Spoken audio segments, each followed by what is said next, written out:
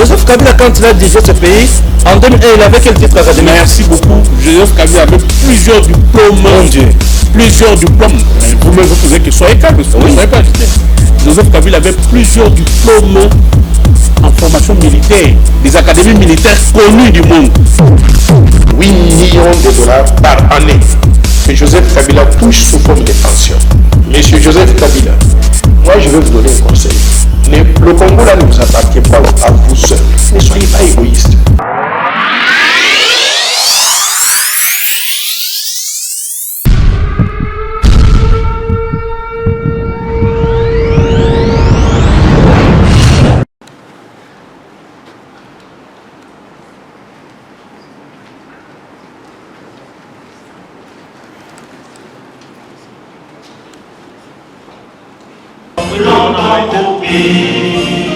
Écoutez, prenons le plus béni nom, dans la paix au peuple ardent. Avec la paix, nous bâtirons un pays plus beau qu'avant, dans la paix, citoyen Anthony. Monsieur l'ambassadeur du Canada en République démocratique du Congo, Excellence, Madame la directrice du projet IBCR, Messieurs les directeurs généraux des instituts de formation professionnelle, Mesdames et Messieurs les chefs de juridiction et offices, Mesdames et Messieurs les officiers supérieurs, subalternes de la police nationale congolaise, Mesdames et Messieurs, à vos titres et qualités respectifs, tout protocole observé. C'est une grande joie pour moi de me tenir aujourd'hui devant vous à l'occasion de la cérémonie de clôture du projet Batela Mwana, au sein duquel la police nationale congolaise, que j'ai l'honneur de représenter modestement ici, a activement pris part. Comme vous le savez, la police nationale congolaise fait face à de nombreux défis qui nous poussent, entre autres, à faire face aux enjeux liés à la protection de l'enfant. L'un de ces défis consiste à concilier son rôle de maintien de l'ordre au caractère essentiellement non répressif de la justice pour mineurs. Cela passe tout d'abord par une remise en cause en profondeur des méthodes traditionnelles quand il s'agit d'intervention auprès des enfants, dans une volonté explicite d'accommoder les procédures aux exigences de la personnalité de l'enfant selon qu'elle soit en conflit avec la loi, victime ou témoin. L'idée étant de devenir rouage de la nouvelle justice pour mineurs telle qu'elle a été pensée par la loi numéro 09/001 portant protection de l'enfant du 10 janvier 2009. La condition posée pour la réussite de cette injonction repose sur une formation globale et particulière des policiers, spécialement recrutés pour la protection des filles et des garçons. Il s'agit dans cette démarche d'amener les policiers à adopter à l'égard de l'enfant ou de sa famille une attitude dépouillée de tout esprit systématiquement répressif, mais empreinte de compréhension humaine, réaliste, réfléchie, dans le respect de ses droits tels que prônés par l'instrument juridique dans le domaine de la protection de l'enfant. Devant cette réalité, il était plus que temps que la police s'implique dans la formation de ses policiers pour une meilleure protection de l'enfant, gage d'un avenir radieux pour la République démocratique du Congo. Grâce à l'appui technique combien louable du Bureau international des droits des enfants, dans le cadre du projet Batelamoine, la police nationale congolaise a pu se doter des cours pratiques pour l'académie et les écoles de police par une approche par compétence, conciliant le savoir-faire et le savoir-être, dans le but d'outiller suffisamment de policiers d'intervenir auprès des enfants en manque de manière adéquate.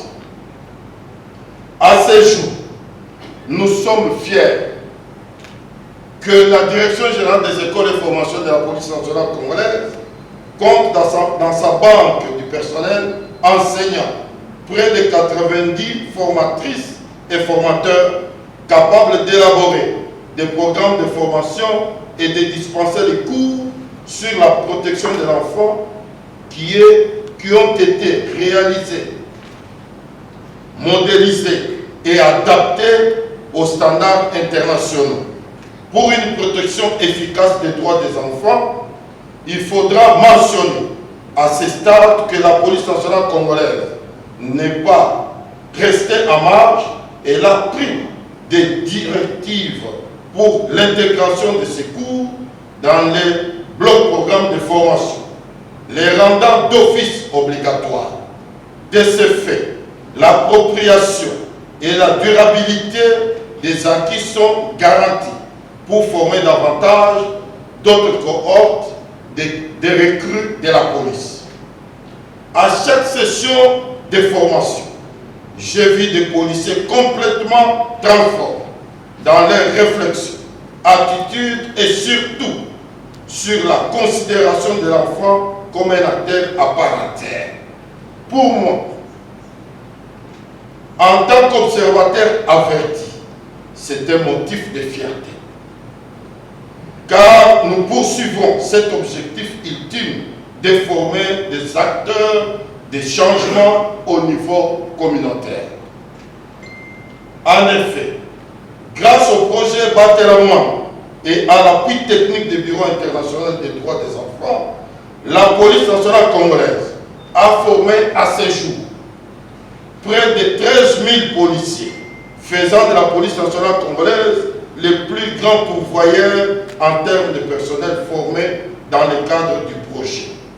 Nous saluons ici, à sa juste valeur, l'approche participative et inclusive développée par le management du projet qui a permis aux acteurs nationaux de jouer leur rôle dans la production des différents livrables et la capacité de répliquer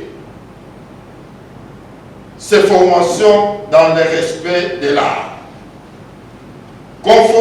Conformément au plan de la réforme de la police nationale congolaise, ce partenariat a permis d'intégrer dans sa vision la formation des droits de l'enfant comme un pilier stratégique de la formation du nouveau policier aux côtés de la maîtrise du maintien et rétablissement de l'ordre public.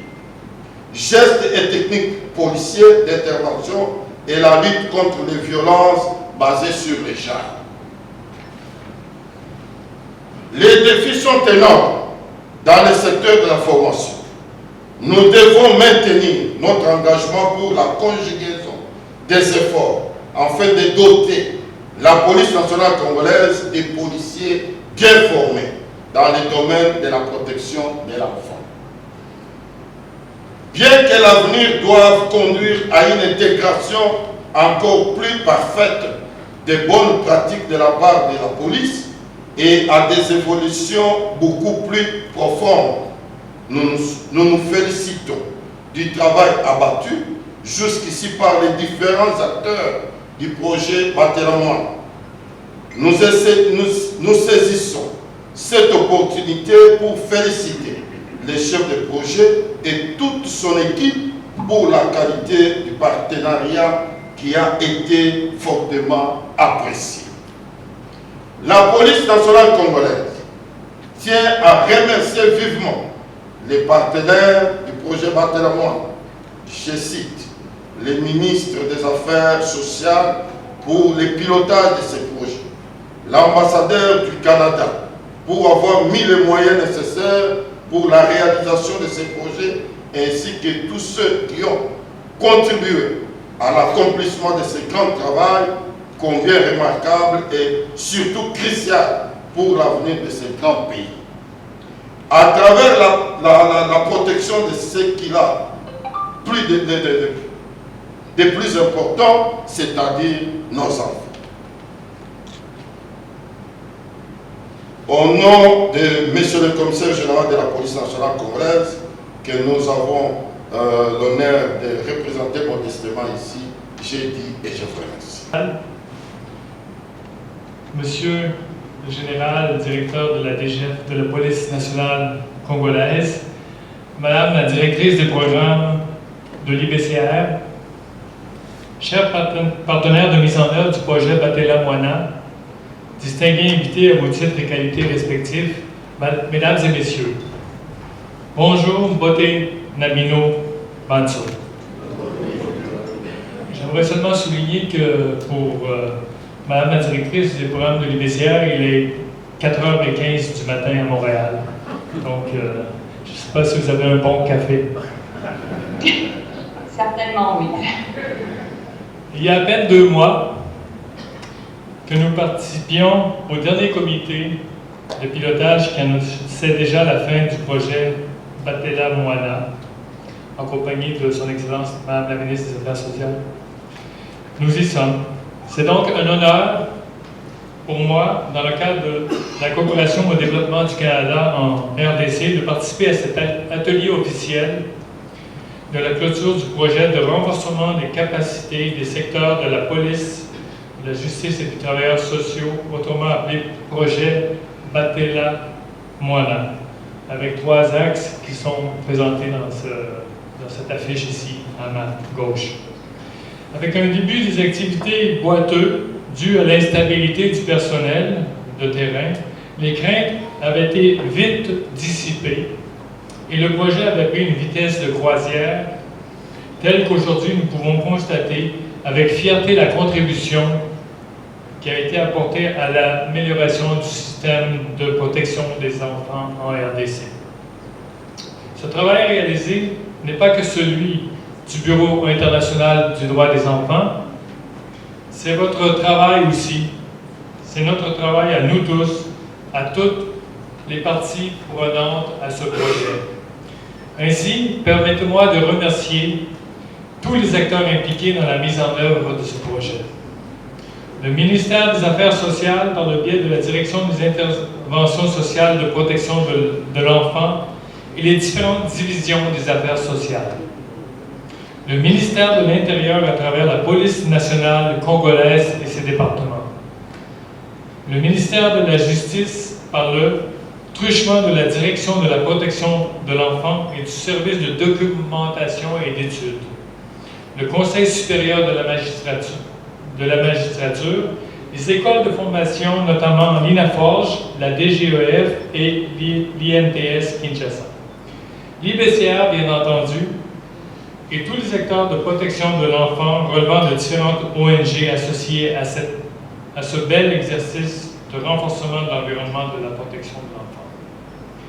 Je voudrais qu'ils trouvent tous, par ce mot, l'expression de la reconnaissance du travail abattu durant ces 5 années.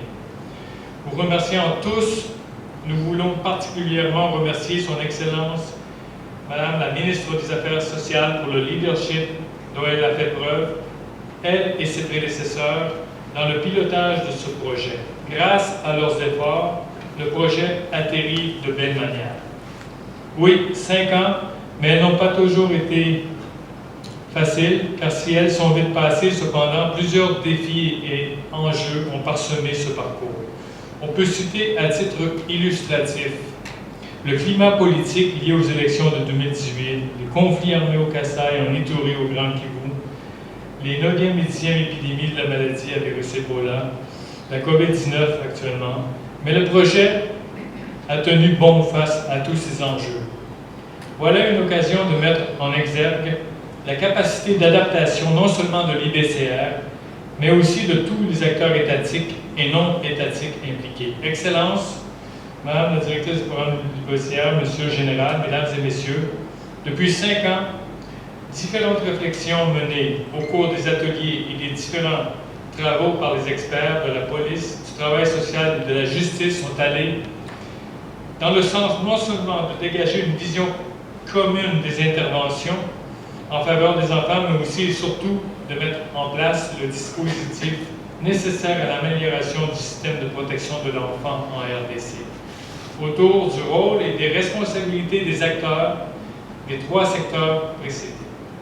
Nous pensons que tous les efforts fournis pendant ces années ont permis aux professionnels chargés d'assurer la protection des enfants de développer de nouvelles compétences et pratiques dans le domaine de la protection des enfants, ce qui est une étape importante vers la réalisation des droits des enfants, filles et garçons.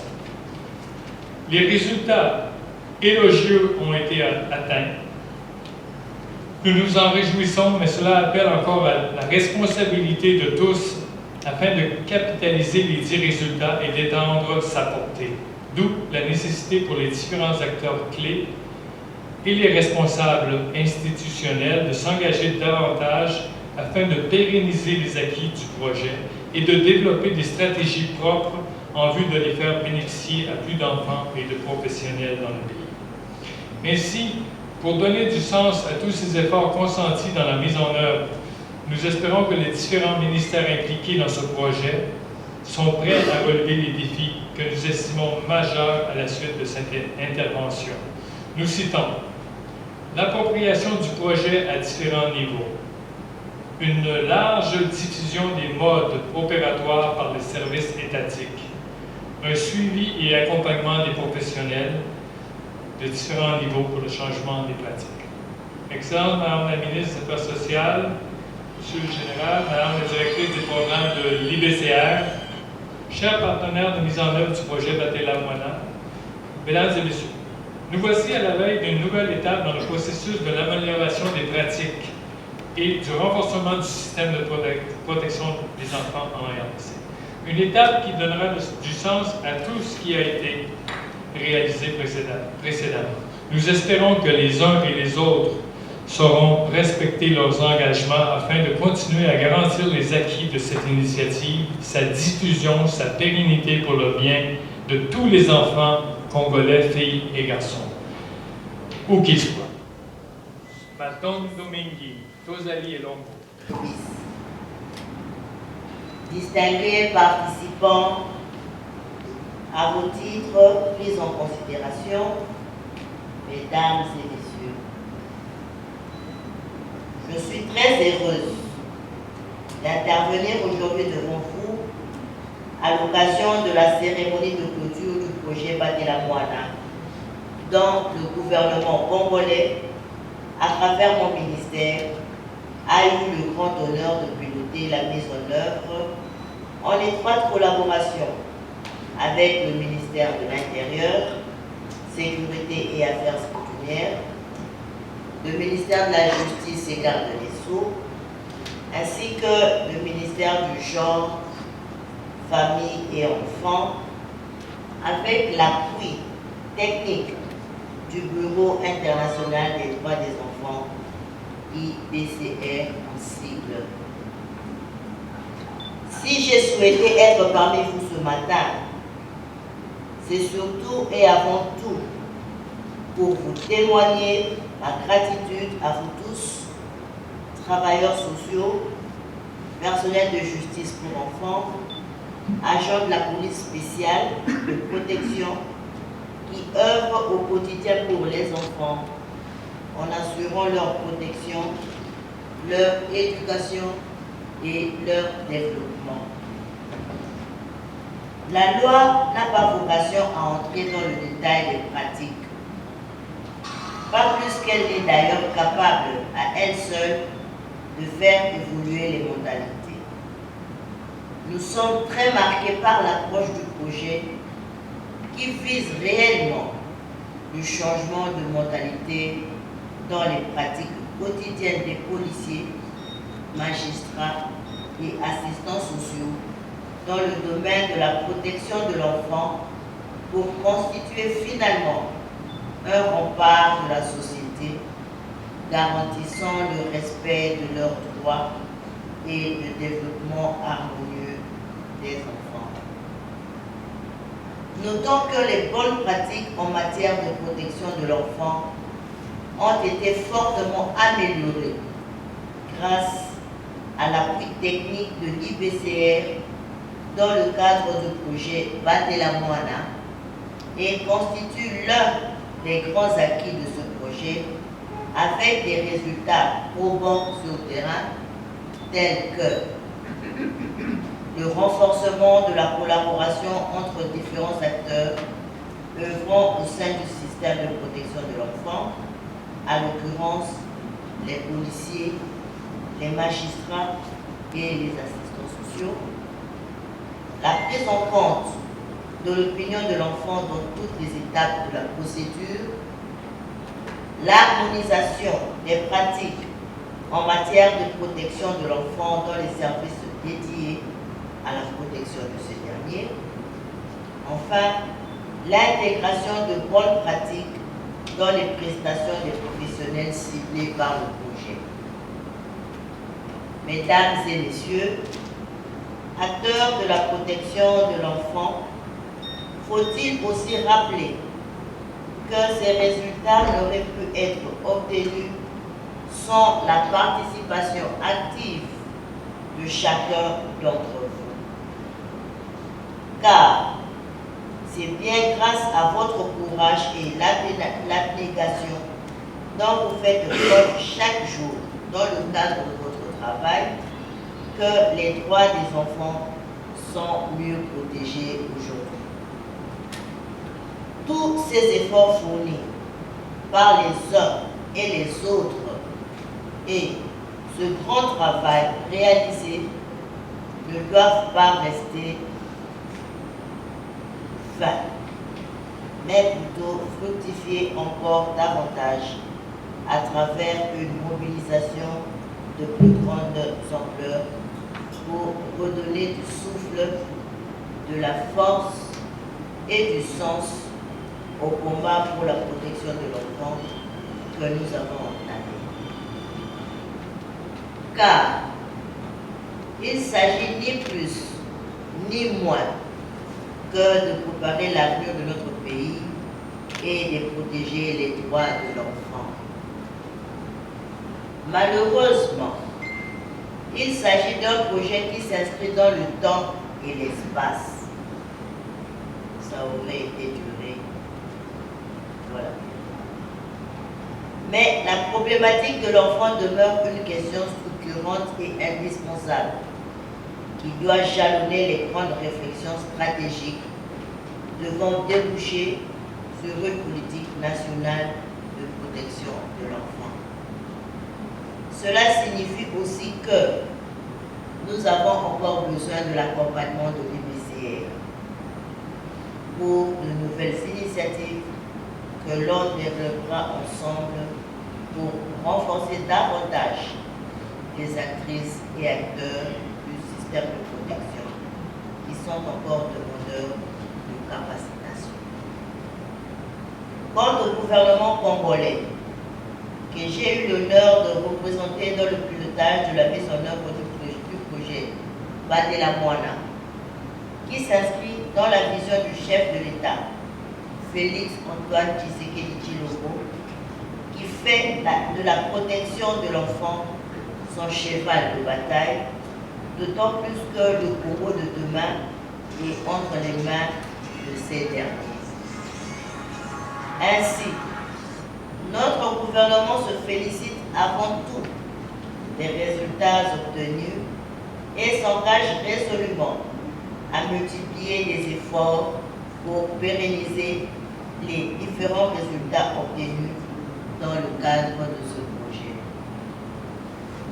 Le gouvernement de la République démocratique du Congo tient à remercier tous les partenaires qui ont œuvré à l'aboutissement de ce grand projet qui a contribué à l'amélioration de la protection de l'enfant en République démocratique du Congo durant ces 5 années de mise en œuvre.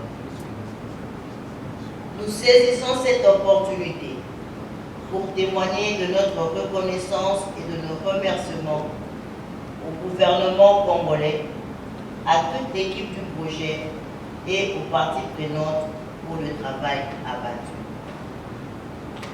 Enfin, nous exprimons notre profonde gratitude envers le gouvernement du Canada qui, à travers Affaires mondiales Canada, a financé la réalisation de ce projet et l'ensemble des intervenants, vous toutes et tous, pour votre engagement et vos contributions à l'atteinte des résultats.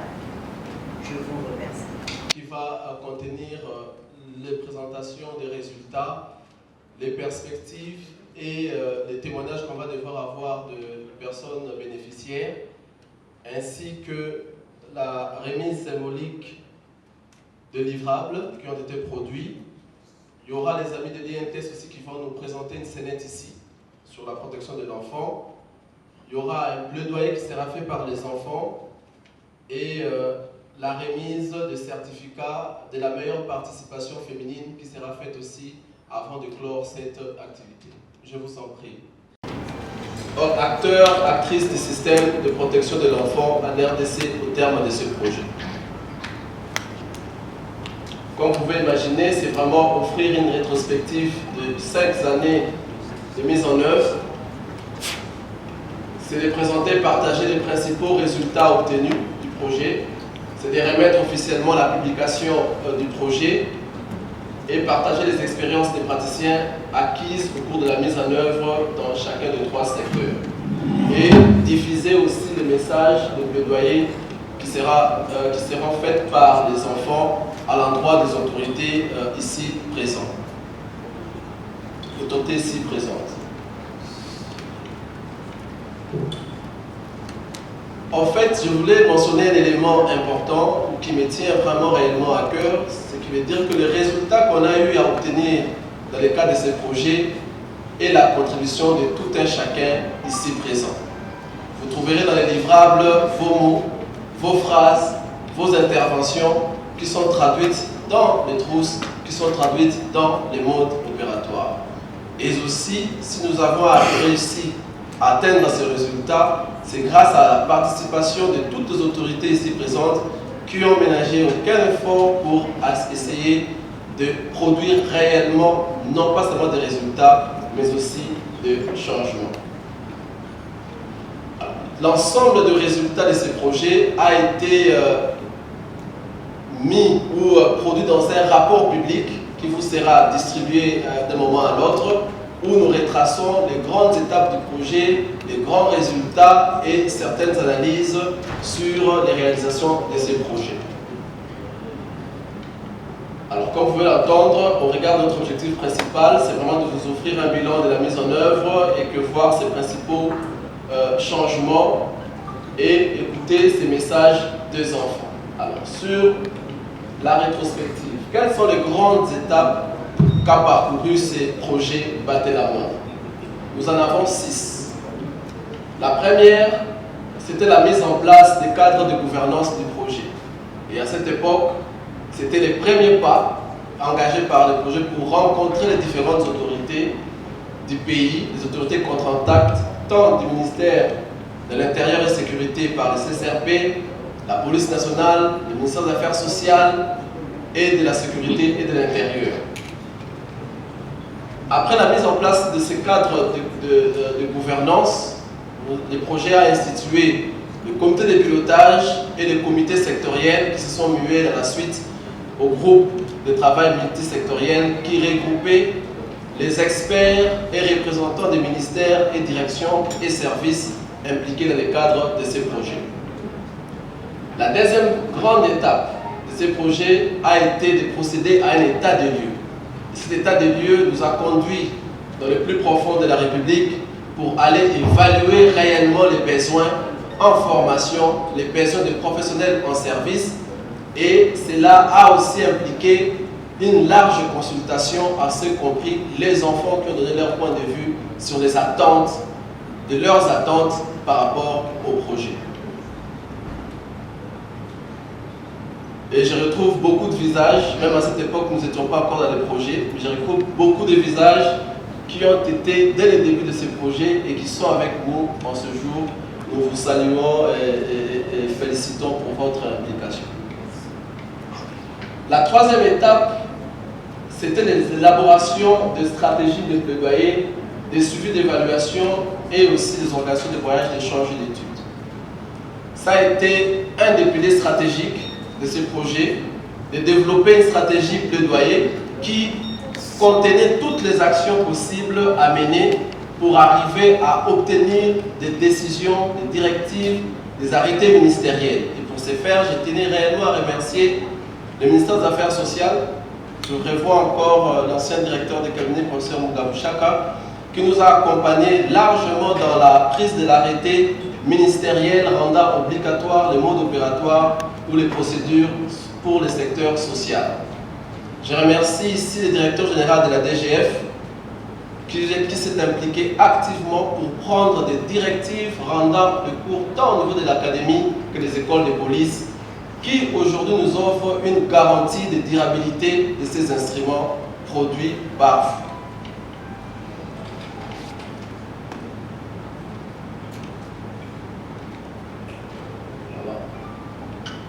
La technique a toujours ses caprices.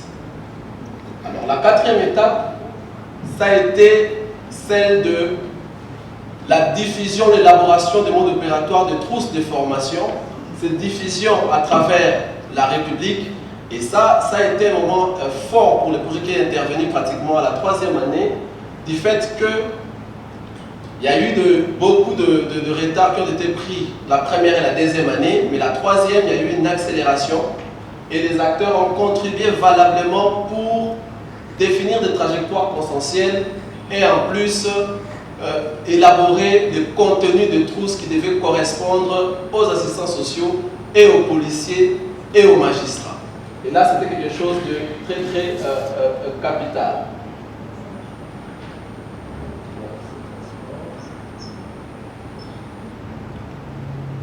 Donc, après l'élaboration des modes opératoires, à la cinquième étape, nous sommes passés dans les diffusions. Et les diffusions nous ont conduits dans 6 provinces d'intervention. Nous avons eu Kinshasa, le Congo central, le Haut-Katanga. Nous avons eu le Nord et Sud Kivu. Nous avons eu la Chopo. Mais au-delà de tout, nous avons développé une approche qu'on a appelée l'approche par zonage pour essayer de regrouper à un seul point d'autres provinces, pour essayer un peu d'impacter aussi dans d'autres provinces. Cependant, dans cette logique, nous avons le Goma qui avait les provinces de Maniema, les provinces de Bunia, les villes de Beni qui étaient réunies à Goma. Pour Kisangani, nous avons toute la zone Mambasa, toute cette trajectoire-là qui était regroupée à Bunia. Pour le Congo central ou Kinshasa, ça regroupait aussi parfois Bandundu et le Haut-Katanga regroupait les Kasaï et les 4 nouvelles provinces issues du découpage territorial. Ce qui a permis quand même de toucher certains éléments d'autres provinces, mais nous reconnaissons que les effets ne peuvent pas être de la même manière par rapport aux pools où nous avons réellement touché des bénéficiaires directs. Au même moment, les cours se sont donnés dans les différentes écoles et c'est passé par la création de formateurs et formatrices. À ce jour, le projet compte près de 178 formatrices et formateurs dans l'ensemble, police, justice et travail social, qui ont commencé à enseigner ce cours à travers les écoles de police, à travers l'académie, à travers l'Institut national du travail social, à travers l'INAFORGE. Et la 6e étape, c'est l'intensification du dispositif de suivi-évaluation, des actions de suivi-évaluation, des modes opératoires. Et de ce fait, nous avons impliqué les directions concernées. Pour le travail social, c'était la DISP, la Direction des interventions sociales pour la protection de l'enfant. Nous avons impliqué la direction ou le département de protection de l'enfant et prévention des violences sexuelles. Et au niveau de la justice, les CSM ont eu à circuler à travers la République dans nos provinces d'implémentation pour essayer de suivre réellement ces changements des pratiques. Parce qu'on ne s'est pas limité dans la production de livrables. Ainsi, nos experts aussi et les acteurs concernés ont suivi les cours, les premiers cours qui ont été dispensés à l'INTES, qui ont été dispensés dans les écoles de police et l'académie de police. Et en même temps, il y avait une expérience pilote, d'un cours pilote pour l'INAFORGE. Et de ces missions de suivi ont permis de voir réellement les degrés d'appropriation et le dévouement qui a été remarqué par les formateurs nationaux qui assurent eux-mêmes le programme de formation. Voilà, c'était un peu de manière globale les 6 grandes étapes du projet. Je suis passé un peu rapidement pour gagner du temps. En termes de résultats, alors nous avons toujours cette distinction entre les résultats obtenus au niveau du mode opératoire et les résultats obtenus au niveau de trousses de formation qui sont intégrés de manière permanente et obligatoire dans les cursus des écoles de formation. Au niveau de la police, nous avons produit un guide opérationnel d'encadrement des interventions en matière de protection de l'enfant destiné aux escadrons PPVS. Et le projet a accompagné près de 11 escadrons PPVS dans la normalisation des pratiques et aussi des cahiers des charges organisant le fonctionnement de ces unités. Nous avons produit un mode opératoire dans le travail social sur les procédures, sur le rôle et responsabilités de protection des assistants sociaux qui interviennent aux escadrons PPVS et dans les institutions publiques et privées à caractère social. Nous avons produit un mode opératoire dans le domaine de la justice qui est relatif, qui est basé sur l'accompagnement des enfants présumés en conflit avec la loi au sein des tribunaux pour enfants. Tout récemment, nous avons produit un mode opératoire transversal pour tous les secteurs sur l'accompagnement des enfants victimes et ou témoins en contact avec la justice.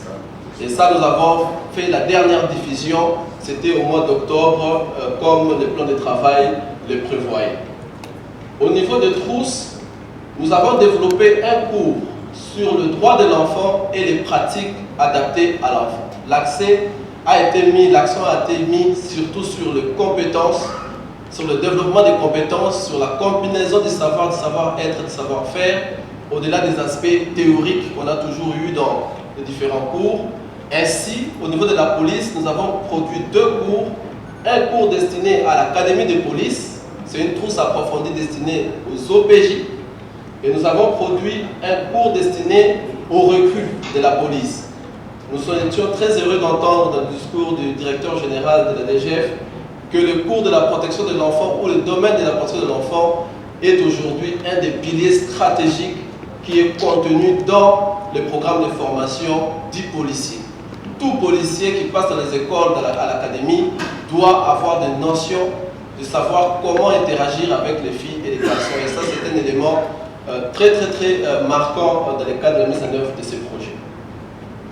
Au niveau du travail social, nous avons eu à produire 2 cours. En fait, les cours existaient déjà au niveau de l'INTES, tout comme aussi au niveau de la police, mais nous sommes venus modéliser et standardiser ces cours pour aborder les questions qui étaient essentielles identifiées par le bénéficiaire. De ce fait, nous avons produit 2 cours de 90 heures dispensés en G1, donc première graduat et deuxième graduat. Et les effets de contamination ont fait que, au cours du projet, l'INTES Goma a vu le jour, l'INTES Kikwit a vu le jour, et toutes ces institutions ont intégré ce cours dans leur programme ou dans leur curricula. Les points culminants, et nous saluons les autorités académiques de l'INTES, ils se sont battus bec et ongle pour obtenir la validation au niveau de l'enseignement supérieur et universitaire de leur programme. Et le cours fait partie de ce programme qui a été validé au niveau de l'enseignement supérieur et universitaire. Au niveau de la justice, nous avons produit un cours de 30 heures, au lieu de 90 heures, destiné aux magistrats.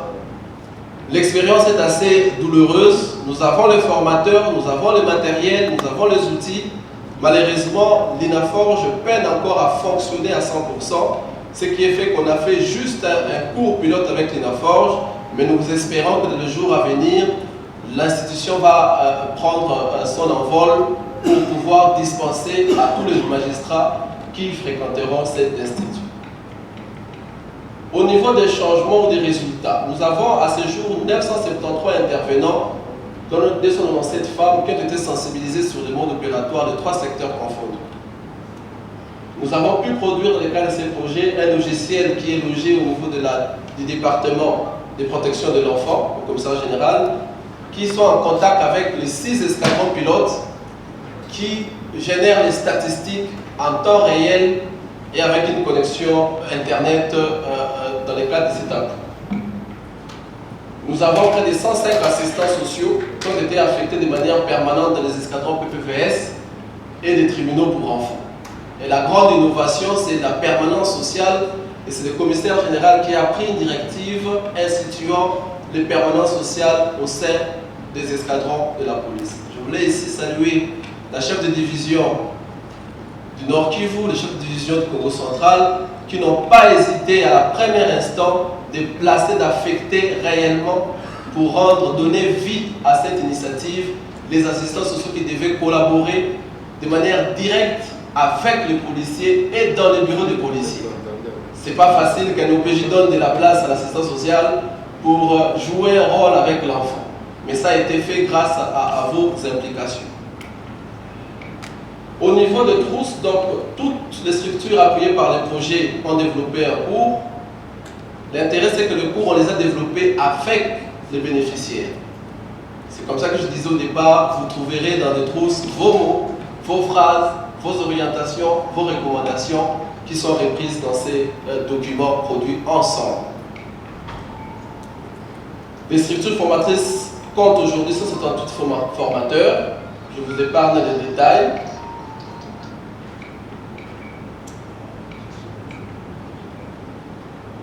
Nous avons aujourd'hui, on l'a dit dans les discours, 13 066 policiers qui sont formés, dont 1017 femmes policières. Au niveau de l'INTES, on compte 475. Il faut prendre les INTES, les 3 INTES, donc Kikwit, Goma et Kinshasa. Et à l'INAFORGE, on n'a que 30 magistrats, dont 8 femmes qui ont participé au cours pilote, qui ont bénéficié à ce jour de cette formation. En termes de changement, nous l'avons dit, le projet a permis réellement de valoriser les 3 corps de métier. L'assistant social, le policier, le juge pour enfants, qui est un des acteurs majeurs de la protection de l'enfant, a travaillé en synergie, en complémentarité. Et je vous avoue, c'était quand même une belle illustration. Il y a beaucoup de liens qui ont été tissés entre les acteurs parce que nous avons travaillé ensemble à plusieurs occasions où le point de vue du policier était pris en compte, où le point de vue du juge était pris en compte et de l'assistant social également. Nous avons des interventions aujourd'hui, nous notons des interventions qui prennent compte de la sexospécificité, tant pour les filles, tant pour les garçons. Ça, c'est une avancée très réelle du fait que la question des préjugés, de construction sociale, détermine souvent l'intervention des acteurs lors de l'accompagnement des enfants. La détermination des trajectoires consensuelles dans le mode opératoire, ce qui est reflété dans le mode opératoire. L'harmonisation des pratiques. Aujourd'hui, vous êtes au tribunal de paix ou le tribunal pour enfants de Matadi, vous êtes au tribunal pour enfants de Lubumbashi. Ils utilisent les mêmes outils, ils traitent les questions de la même manière parce que les règles et procédures sont standardisées. Il y a eu un bon renforcement de la coordination entre actrices et acteurs dans les traitements des cas impliquant les filles et garçons. Il y a beaucoup de distractions qu'on peut mentionner, mais vous les verrez aussi dans les rapports publiés. Et l'installation de permanence sociale, nous l'avons dit, je ne vais pas devoir prendre tout le temps, sinon ça sera une liste interminable. Je vais devoir passer la parole à Cathy pour nous parler des leçons tirées de ces projets et quelles sont les perspectives de ces projets du Bureau international Battez-la-Moi. Merci. Dire quelques mots sur les impacts produits par le projet au terme de 5 années de mise en œuvre, mais aussi vous présenter quelques-unes des grandes leçons apprises, tant pour le projet que pour l'institution, notre institution. Et par la suite, je souhaiterais mettre de l'avant les actions envisagées pour consolider les acquis du projet et faire la transition avec la partie nationale en proposant des axes de développement pour les années à venir. Donc, nous notons avec satisfaction que le projet et les 5 années de partenariat avec les secteurs de la police, de la justice et du travail social ont permis d'adopter des pratiques mieux adaptées aux enfants et respectueuses de leurs droits, de renforcer la collaboration entre les différentes actrices et différents acteurs, ainsi que de mieux former et outiller les professionnels dans leurs pratiques quotidiennes et dans leurs interactions avec les enfants congolais. Il faut souligner que les résultats et les changements déjà palpables qui ont pu être relevés grâce à la stratégie de suivi et évaluation qui a été mise en œuvre avec une forte implication des partenaires et des professionnels sur le terrain. Le suivi des résultats et les activités d'évaluation ont permis de mener une réflexion constante tout au long du projet afin d'en tirer des enseignements.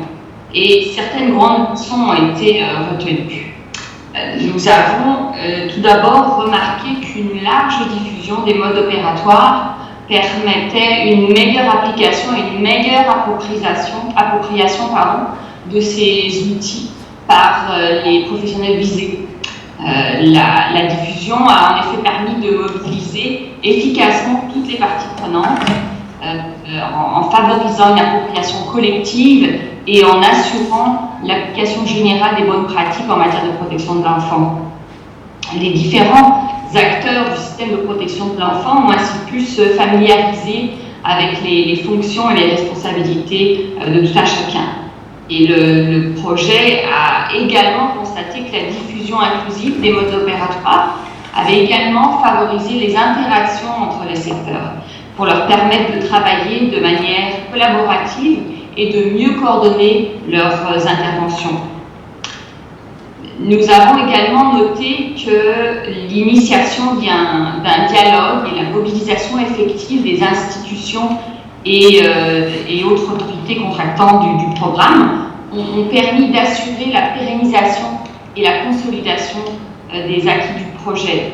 Le fort engagement et la volonté du ministère des Affaires sociales, qui est le ministère de tutelle de Battez-la-Moi, ainsi que du ministère de la Justice, du ministère de l'Intérieur et de la Sécurité, du ministère du Genre, de la Famille et de l'Enfant et du ministère des Droits Humains, ont permis la création d'un cadre politique qui favorise la mise en application de ces livrables et leur pérennité.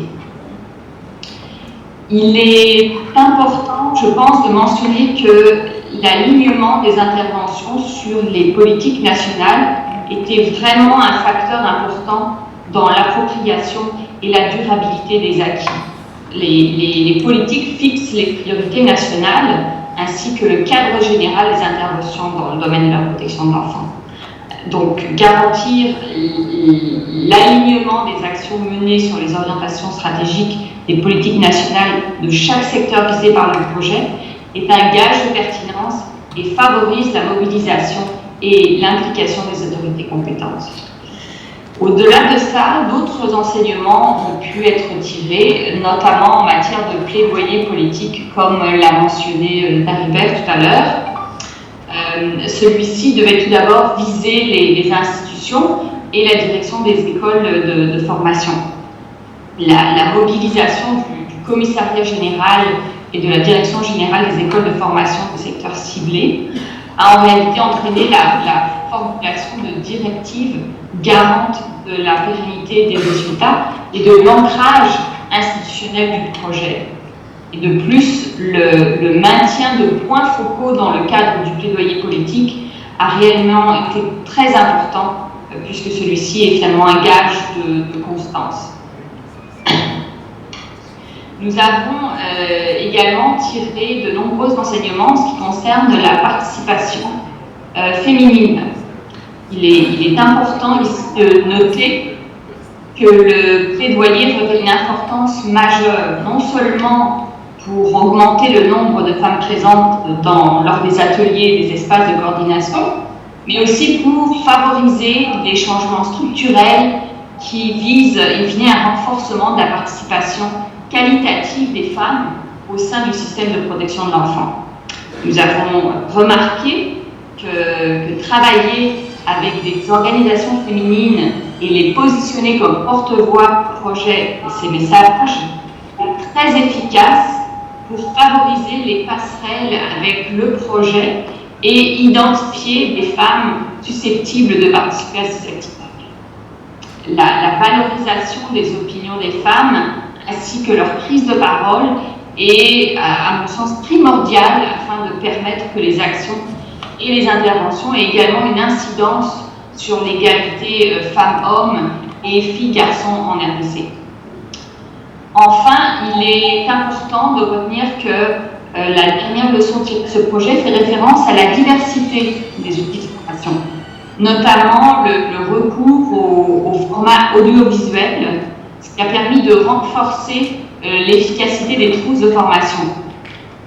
L'utilisation de supports pédagogiques et d'outils qui soient adaptés à la réalité au contexte congolais ont sans conteste favorisé le renforcement des capacités et l'acquisition de connaissances. Et on a pu noter également une grande satisfaction des personnes apprenantes, praticiens et praticiennes et personnes touchées par le projet.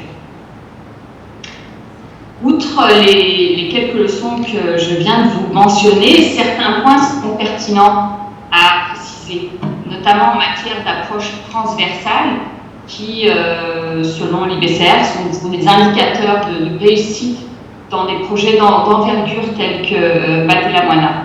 Il est donc essentiel de noter que la collaboration multisectorielle, l'approche participative, la gouvernance collaborative ainsi que la participation de l'enfant sont également des éléments clés.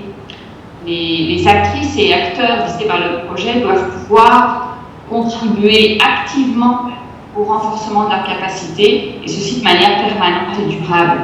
Les partenaires doivent être impliqués à toutes les étapes d'un projet pour qu'ils puissent s'en approprier les messages, les actions et les livrables, et surtout deviennent des actrices et des acteurs de changement. Pour le succès de l'approche participative, le projet a mis en place plusieurs instances de gouvernance composées d'acteurs institutionnels et gouvernementaux locaux. Je citerai notamment un comité de pilotage, un comité de concertation, ainsi que 3 groupes de travail sectoriels.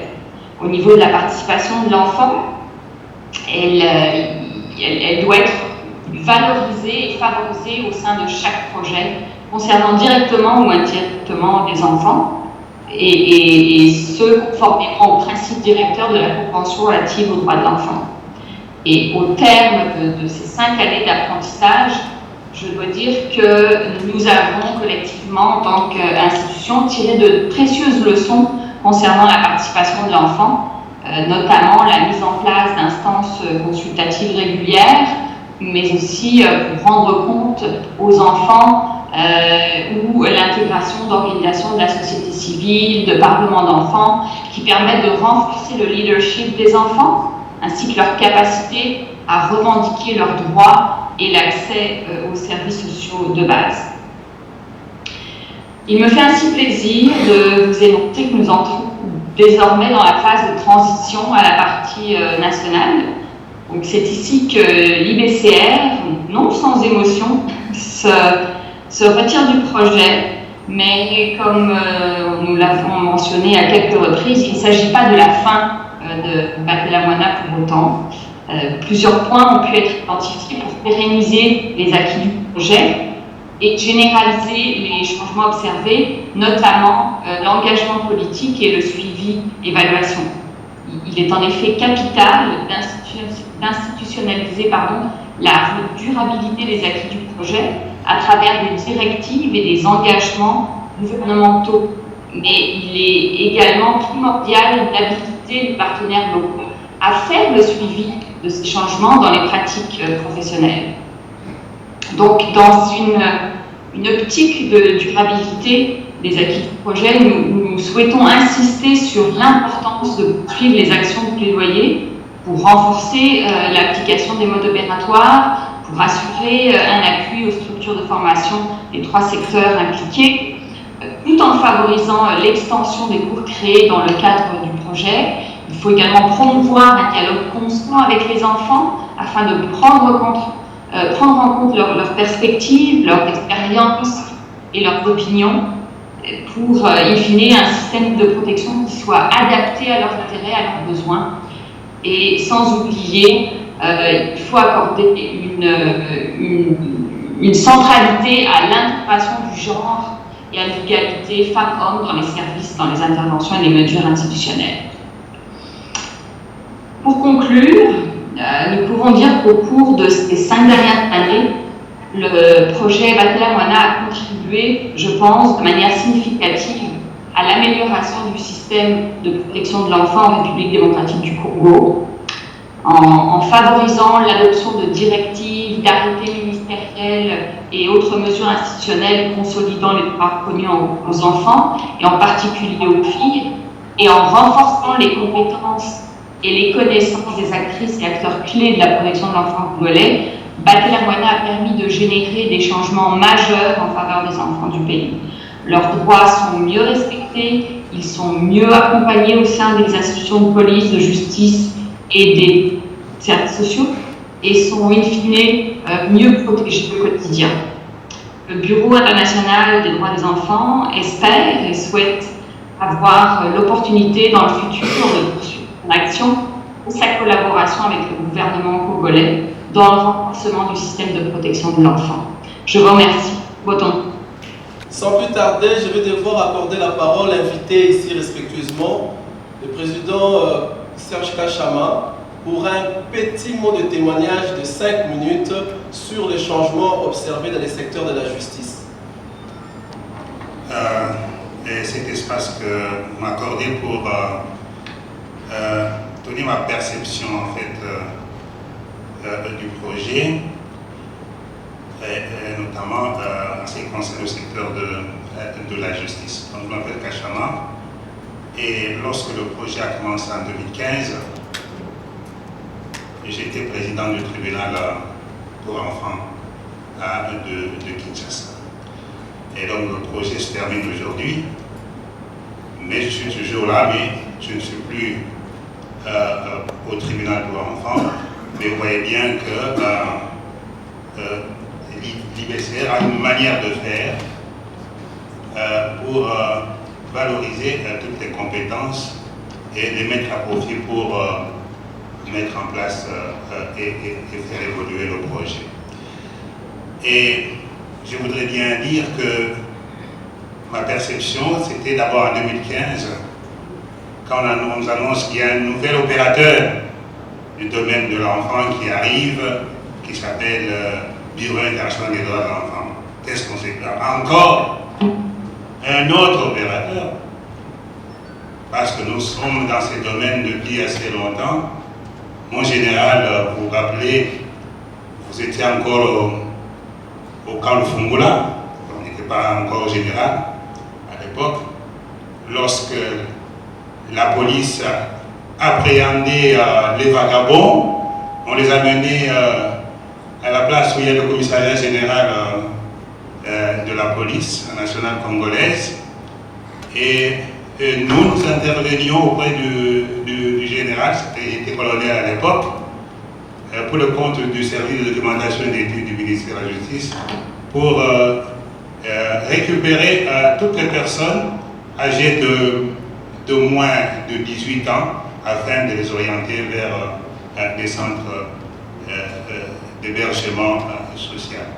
Et donc, nous avions vu défiler autant d'opérateurs du domaine de l'enfant, et nous nous sommes dit, mais l'IBCR, qu'est-ce que va nous apporter en plus par rapport à ce que nous avions déjà vu? Mais, quelle a été notre surprise de voir que l'IBCR a mis de la manière et de la profondeur dans le travail, comme dans la réalisation du projet. Mais c'est la manière, c'est à l'exemple de cet atelier où nous avons le niveau politique et donc décisionnel qui rencontre le niveau conceptionnel et ensemble avec le niveau opérationnel, le niveau terrain. Mettre tout ça ensemble, ça c'est une bonne manière de faire. Et la manière aussi, c'est de partir de tout ce qui existe, parce que l'IBCR n'a rien inventé. L'état des lieux, c'était pour récolter tout ce qui existait à l'époque et évidemment pour pouvoir, ensemble avec tous les acteurs, pouvoir construire quelque chose de nouveau. Et alors, dans le domaine de la justice pour l'enfant, je voulais juste indiquer un acquis majeur, c'est celui en rapport avec l'application de la loi portant protection de l'enfant. On a suivi ici son Excellence, Madame la Ministre, dire que la loi n'est pas faite pour pouvoir changer les pratiques ou modifier les mentalités. La loi portant protection existe depuis 2009, mais chaque acteur l'interprétait, la mettait en pratique à sa manière. Donc le juge de Kinshasa, Kalamou, avait sa manière d'interpréter et de mettre en application la loi portant protection de l'enfant par rapport au juge de Kinkole. Pourquoi? Tout simplement parce que la loi portant protection de l'enfant s'est limitée à l'essentiel. Elle ne nous a pas dit la manière dont nous pouvons la mettre vraiment en œuvre. Et grâce donc à cette ingénierie de l'IBCR, aujourd'hui, comme ça a été dit, tous les juges réfléchissent et agissent de la même manière. En tout cas, ils ont des repères identiques pour pouvoir opérer dans leur secteur. Un tout dernier acquis pour ne pas abuser de votre temps, c'est que nous avons participé aux formations, nous avons été des formateurs depuis les années 2000. Mais qu'est-ce qui pouvait certifier que telle personne est un formateur en matière de droits de l'homme? Il n'y en a pas. Il n'y en avait pas. Mais aujourd'hui, nous sommes des formateurs certifiés. Et donc, ce sont là des acquis indéniables qui vont pouvoir demeurer au-delà de cette fin de projet, dont je ne sais pas, voilà, c'est d'Alibert, je ne sais pas si c'est une éloge funèbre que l'on prononce ici, parce qu'on ne sait plus exactement, parce que l'IBCR s'en va. Bon, est-ce que Batila Moine, qu'est-ce qu'il devient? Est-ce qu'il est mort? Mais encore, ce dont on est sûr, c'est que Moine boutique à la caca, moi, je vous remercie.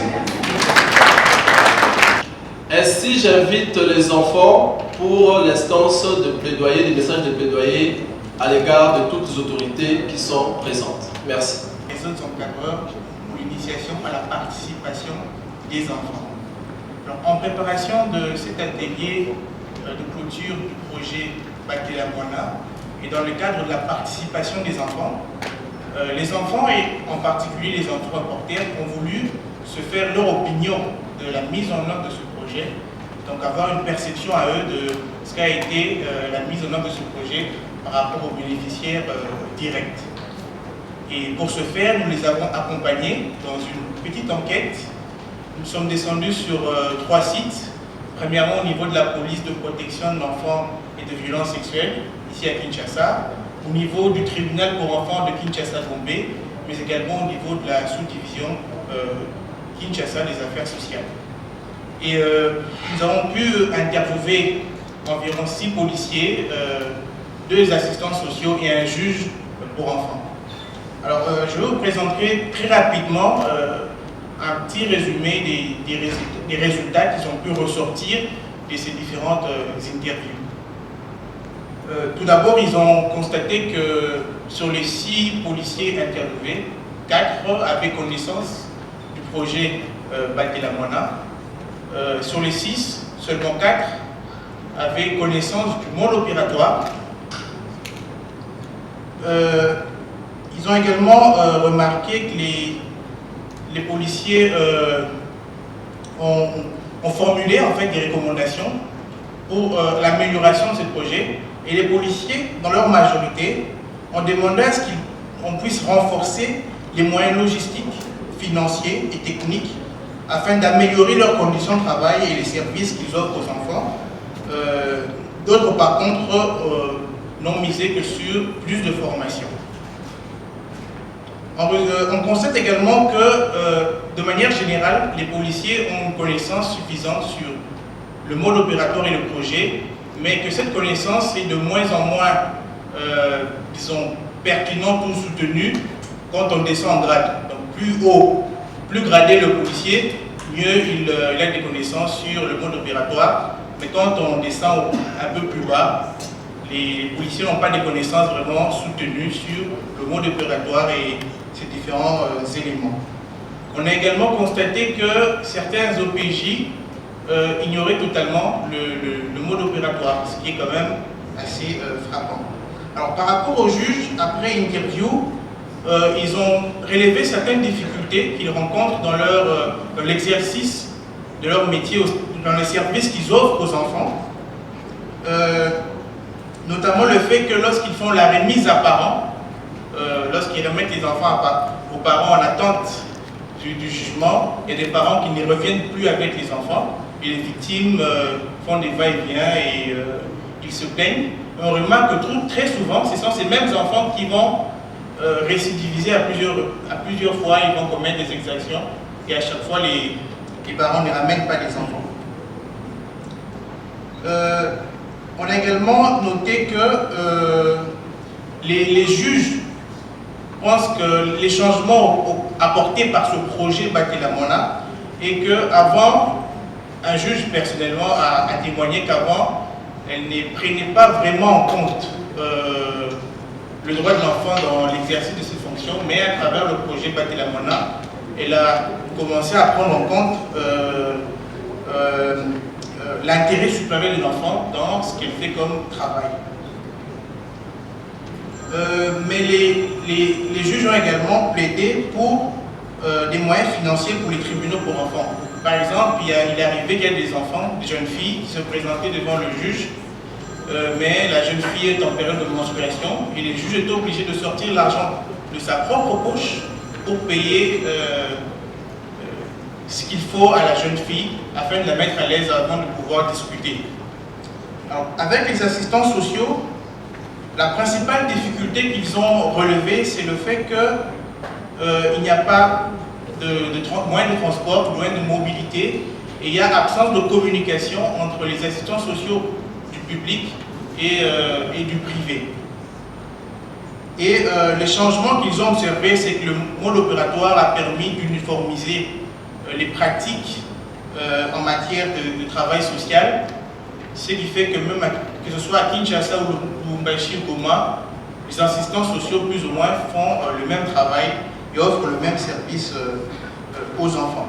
Donc c'est par rapport à ces différents éléments, différents résultats, que les enfants reporters ont voulu mener un plaidoyer auprès des autorités que vous êtes afin d'améliorer la protection des enfants. Donc je vais leur laisser la parole. Excellences, mesdames et messieurs, bonjour. Je suis Elio Tepa, enfant reporter de la ville de Kinshasa.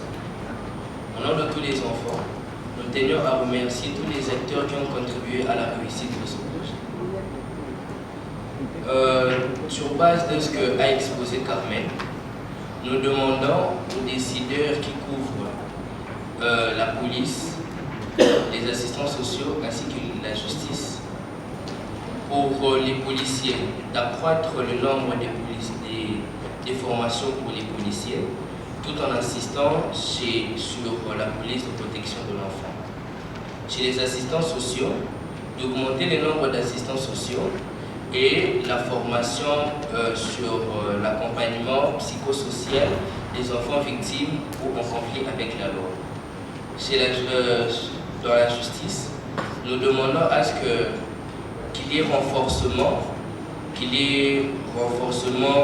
de médiation comme le stipule l'article 132 et 133 de la LPE, la loi pour la protection des enfants.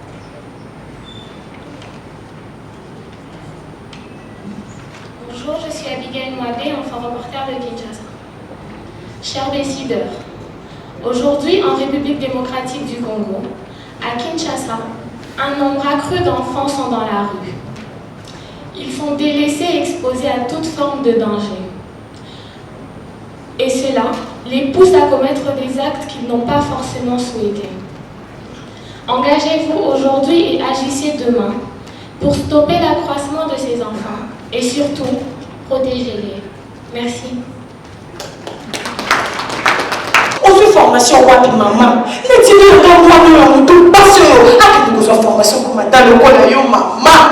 Pour une formation de qualité, des assistants sociaux dignes de ces noms, vous n'avez plus à vous égarer. Le ministère des Affaires sociales met à votre disposition l'Institut national du travail social, INTS, situé dans la commune de Likola, sur l'avenue Kalembelembe, numéro 185, non loin de la pédiatrie de Kalembelembe.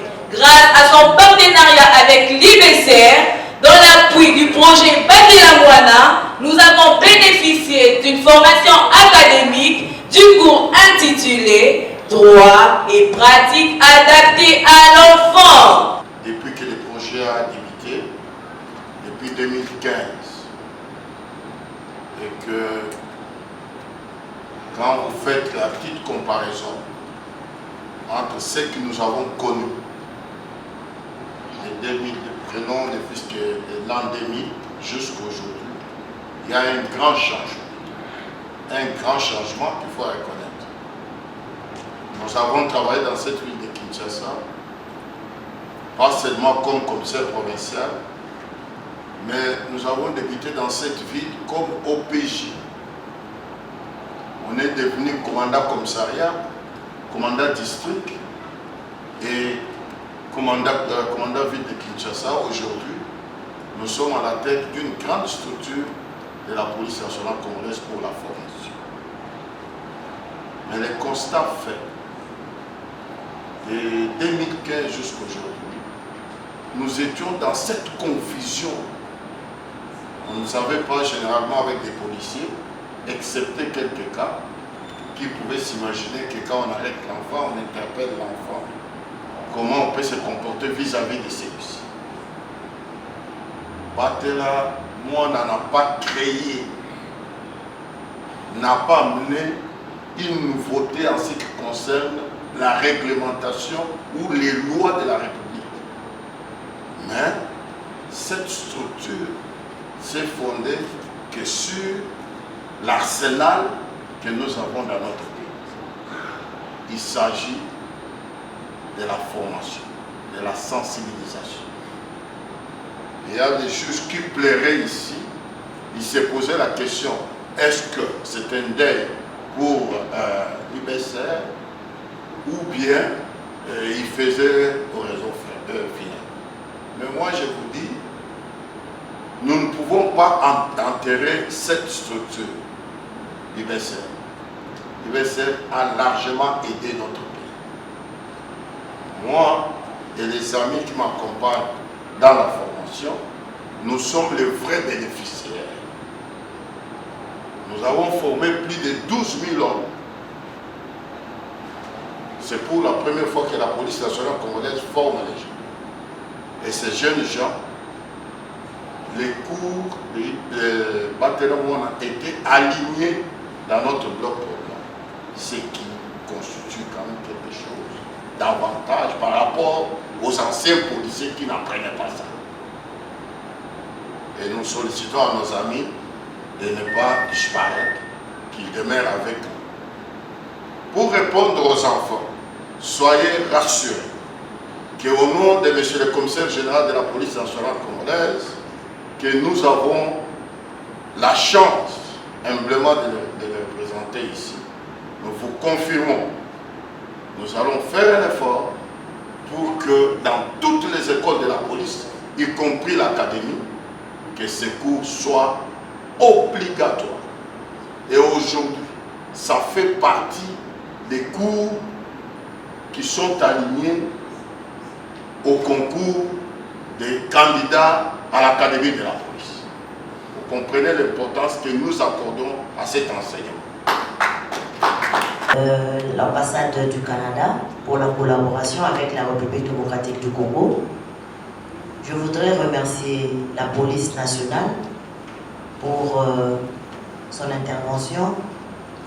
Je voudrais remercier encore toutes les autres parties prenantes, l'INDS aussi, parce que l'INDS est en train de former les assistants sociaux.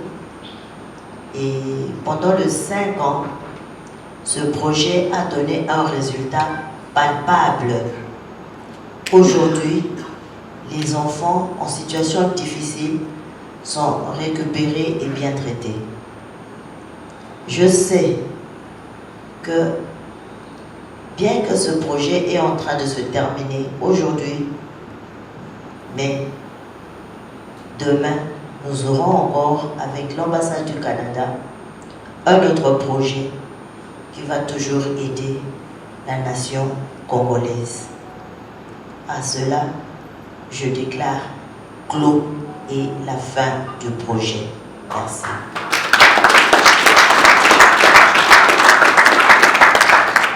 Mon major Mimi Bikela, vous avez été diplômé ici, meilleure participation féminine du projet Batela Mwana, exécuté par le Bureau international de droit de la protection de l'enfant. Quelles ont été vos impressions? Merci beaucoup. Je suis très émue de recevoir ces diplômes et par le fait que l'UBCR a reconnu nos efforts durant 5 ans de travail. Nous avons commencé depuis le début avec l'UBCR, depuis son arrivée ici.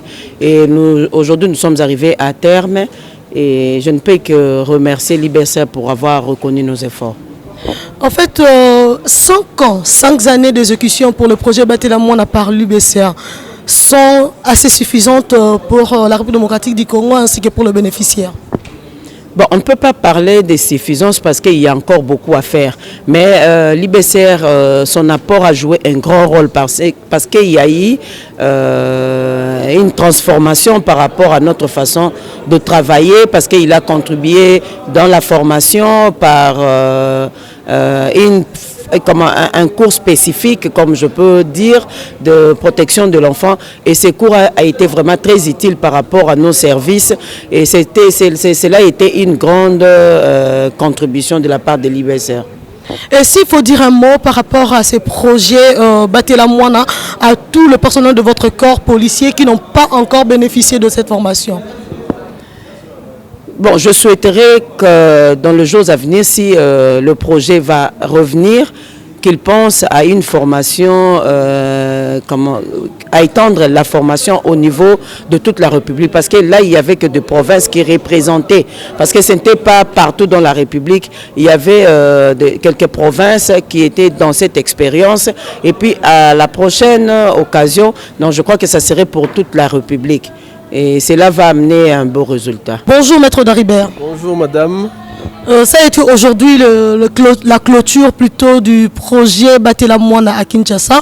Vos impressions après avoir piloté ces grands projets au profit de la République démocratique du Congo et surtout au personnel œuvrant dans le secteur de la protection de l'enfant? Oui, nous sommes très heureux et très fiers des résultats accomplis, du travail accompli. Mais je voulais souligner que c'est grâce à la contribution significative de tous les acteurs qui nous ont accompagnés, parce que chacun d'eux a mis son expérience, son savoir, ses savoir-faire, son savoir-être pour arriver à produire tous ces livrables et à produire réellement des changements dans les pratiques des juges, des policiers et des assistants sociaux.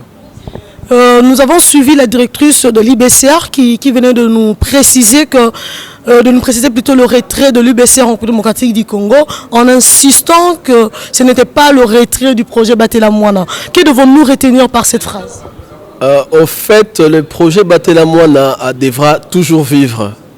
Au-delà des acteurs techniques qui ont apporté une contribution technique, et ces pratiques, ces modes de vie, ces modes de fonctionnement, les modalités d'interaction avec les enfants doivent continuer à vivre pour l'éternité. Cela veut dire que Batela Mwana ne mourra pas, doit se poursuivre à travers les acteurs bénéficiaires de ces projets. Mais aussi, le bureau développe l'ambition de poursuivre des activités pour renforcer davantage les systèmes de protection de l'enfant. Raison pour laquelle on dit que voilà, le bureau est là, mais les projets s'arrêtent là pour notre contribution, notre retrait dans la contribution technique. Mais nous avons suffisamment des acteurs nationaux qui vont devoir prendre les relais dans la poursuite des activités. Merci beaucoup, Maître Daribert. Nous venons de sonder quelques participants qui se plaignent, disant que le projet Batela Mwana, la formation plutôt cadrant au projet, n'a pas pu sillonner toute l'étendue, tout le territoire national congolais. Et si Batela Mwana revenait, ou bien le bureau IBCR revenait en République démocratique du Congo? Et évidemment, il faudra circonscrire un élément important, c'est que chaque projet est mis en œuvre dans le temps et avec des moyens limités. Ce qui fait qu'on ne peut pas faire tout le travail sur la protection de l'enfant par rapport au temps qui nous est imparti et aux moyens financiers qui nous ont été donnés pour accomplir ces œuvres. Raison pour laquelle c'est comme ça que nous comptons sur les acteurs et actrices du système de protection qui doivent relayer ce que nous avons fait ensemble avec eux pour pérenniser les acquis de ces projets. Ça, c'est un premier élément. Et que si on revenait par une nouvelle initiative en RDC, on va devoir aller toucher d'autres publics, d'autres professionnels, les avocats, on va toucher peut-être les magistrats militaires, on va toucher par exemple les militaires, les prestataires de santé qui sont en interaction avec les enfants, est-ce qu'ils respectent les droits des enfants? Donc on va toucher d'autres couches aussi des acteurs pour permettre réellement à avoir plus des acteurs, des professionnels sensibilisés sur la question des enfants. Et s'il faudrait dire un mot à tous les bénéficiaires de différentes formations dans le cadre du projet Batela Mwana? De réellement appliquer ce qu'ils ont appris, de mettre en œuvre toutes les bonnes pratiques qu'ils ont appris, de les intégrer dans leurs pratiques de tous les jours pour promouvoir davantage les droits des filles et des garçons en RDC. Et aux enfants? Aux enfants d'être éveillés, ils doivent connaître leurs propres droits pour les faire valoir. Ça, c'est quelque chose de très important. Parce que celui qui réclame, c'est celui qui connaît. Celui qui ne connaît pas ne réclame pas. Pour se faire la bonne justice, et surtout que nous sommes dans un état des droits, les enfants doivent sensibiliser les autres enfants à travers les corporations pour arriver à atteindre plusieurs enfants pour qu'ils connaissent leurs droits et aussi, je vais insister, leurs devoirs envers la société. Et s'il faudrait voir du côté de l'État, le ministère, parce que nous avons vu que vous avez travaillé avec le ministère de l'Intérieur ainsi que le ministère des Affaires sociales et le ministère de Justice, voilà, et le ministère ainsi que le ministère de la Justice. Mais vous avez oublié un ministère très sensible, le ministère de l'Éducation, de l'enseignement primaire, secondaire, professionnel. Pourquoi? Non, parce qu'en fait, au départ, nous avons fait un choix de quelques acteurs ainsi que leurs autorités contractantes correspondantes. C'est la raison pour laquelle vous voyez ces trois ministères-là, mais il ne faut pas aussi oublier le ministère du genre qui a beaucoup contribué dans ces projets. Mais dans une prochaine initiative, il se peut que nous allons se tourner vers le ministère de l'Éducation parce que c'est là où aussi il y a une belle crème des enfants sur lesquels nous devons vraiment booster. Mais nous savons qu'à cet instant, c'est ça la force des acteurs. Il y a plusieurs acteurs qui interviennent en RDC. Il y a d'autres acteurs qui travaillent avec le ministère de l'Éducation. Et nous travaillons avec le ministère des Affaires sociales, mais dans une grande coordination et synergie des actions pour l'intérêt des enfants congolais. Nous sommes très heureux de vivre la clôture de ces projets, de ce grand projet Batela Moana. Et nous vous remercions en vous posant une toute dernière question. Vous êtes fiers d'avoir coordonné ces projets? Ah oui, c'est c'est une question assez complexe. De toutes les façons, nous sommes très fiers d'avoir eu ces privilèges et cet honneur de nous confier la grande responsabilité, la lourde responsabilité de gérer ces projets, de coordonner ces projets, de les suivre. C'était vraiment un honneur et je remercie mes autorités, mes référents du siège qui sont basés à Montréal et en même temps à la confiance qu'on m'a placée, la confiance qui a été développée avec les autorités nationales. Vous savez que je ne peux pas me plaindre, nous avons eu de belles collaborations avec les acteurs nationaux, que ce soit dans les domaines de la sécurité, que ce soit dans le domaine des affaires sociales, de la justice, du Conseil supérieur de la magistrature. On nous a fait confiance et je pense que nous avons essayé d'être vraiment les fidèles serviteurs pour l'intérêt supérieur des enfants. Donc je suis très honoré d'avoir pris part à cette belle initiative de la promotion des droits des enfants. C'est devenu vraiment une passion et c'est ça notre travail. Et votre regret? Je n'ai pas de regrets tant que les pratiques ont changé chez les policiers. Je suis très content. Je pars avec aucun regret.